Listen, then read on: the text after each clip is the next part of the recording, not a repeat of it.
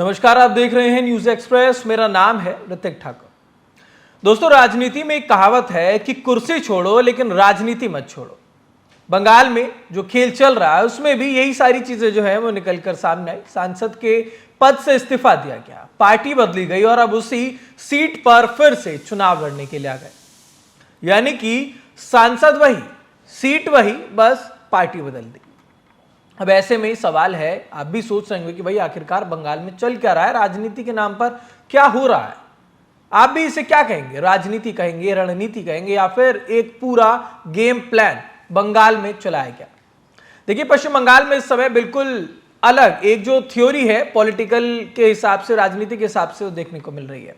इसलिए हर तरफ एक ही सवाल है कि आखिरकार बंगाल में बीजेपी के आने के बाद से टीएमसी इस कदर क्यों टूट रही है कि जो राज्यसभा सांसद हैं, टीएमसी के सांसद हैं, विधायक हैं और पार्टी का कार्यालय है, चाहे वो बैंक अकाउंट हो, हर चीज पर जो है गाज गिरती हुई नजर आ रही है। आपको बताएंगे, ये वीडियो अंत तक जरूर देखिएगा कि आखिरकार ये पूरा माजरा है क्या। देखिए, सबसे पहले आपको एक घटनाक्रम समझा देते हैं कि आखिरकार ऐसा क्यों हुआ कि जो 3 सांसद हैं वो पहले टीएमसी छोड़ने वाले होते हैं, इस्तीफा देते हैं, फिर वो उसी सीट पर चुनाव लड़ते हैं और फिर बीजेपी के साथ वो जुड़ते हैं और बीजेपी उन्हीं को टिकट दे देती है। टीएमसी ने 3 राज्यसभा सांसद यानी कि सुष्मिता देव, सुखेंदु शेखर राय और प्रकाश चिक बड़ाइक ने पहले पार्टी छोड़ दी है। अब ऐसे में इसके बाद तीनों ने राज्यसभा की सदस्यता से इस्तीफा दे दिया।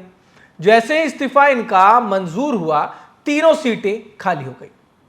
अब कहना है कि सबसे बड़ा जो ट्विस्ट है वो तब आया जब तीनों नेता बीजेपी में शामिल हुए और बीजेपी ने बिना एक पल की भी देरी किए इन तीनों नेताओं को उन्हीं खाली हुई राज्यसभा सीटों के लिए अपना उम्मीदवार घोषित कर दिया। यानी कि चेहरा वही, सीट वही, संसद वही, बस पार्टी बदल दी है, चुनाव चिन्ह बदल दिया है। और यही वजह है कि इस पूरे घटनाक्रम को लेकर के राजनीतिक गलियारों में भी खूब चर्चा हो रही है।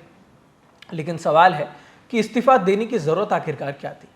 कई लोगों के मन में यह सवाल चल भी रहा है कि अगर बीजेपी में ही जाना था तो सीधे चले जाते, फिर सांसद के पद से इस्तीफा क्यों दिया।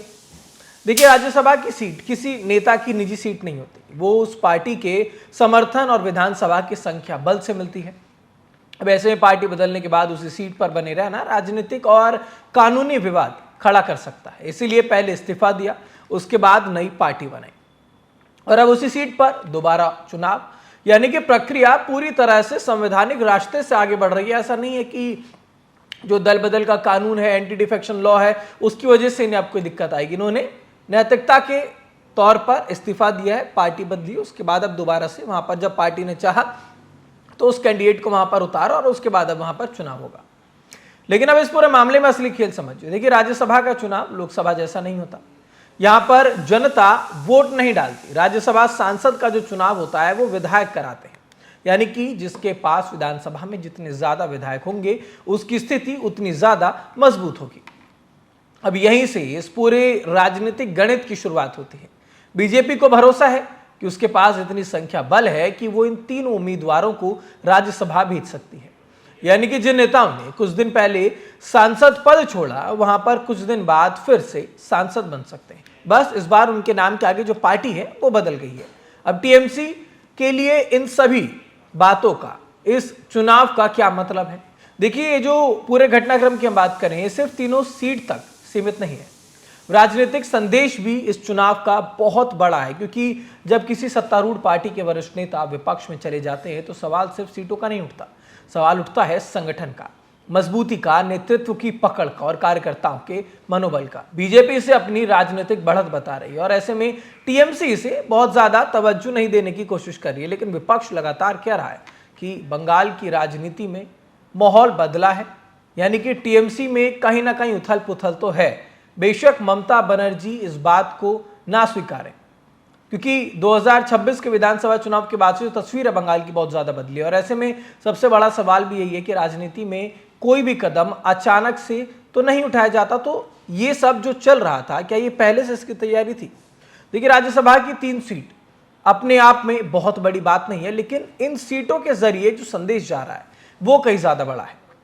बीजेपी दिखाना चाहती है कि टीएमसी के बड़े चेहरे अब उसके पास आ रहे हैं अब टीएमसी की कोशिश होगी कि इस घटनाक्रम का जो असर है वो जमीनी राजनीति पर ना पड़े, यानी कि ये सिर्फ राज्यसभा का उपचुनाव नहीं बल्कि आने वाले विधानसभा चुनाव से पहले ताकत दिखाने की लड़ाई होगी। क्योंकि अब देखिए, विधानसभा चुनाव फिलहाल संपन्न हो चुका है, लेकिन क्योंकि बीजेपी जिस तरीके से यहाँ पर चुनाव लड़ रही थी, पहले भी हमने देखा, अब ममता बनर्जी यहाँ पर लगातार 15 सालों से शासन कर रही थी।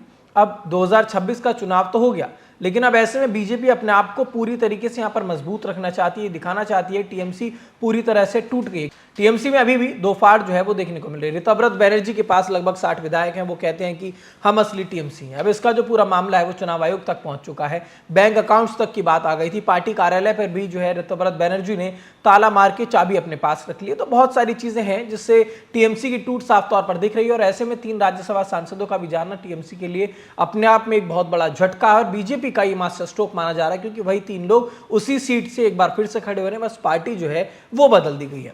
तो फिलहाल इस खबर पर आपकी क्या राय है, कमेंट बॉक्स में जरूर बताइएगा। देश दुनिया से जुड़ी तमाम खबरों के लिए देखते रहिए न्यूज़ एक्सप्रेस।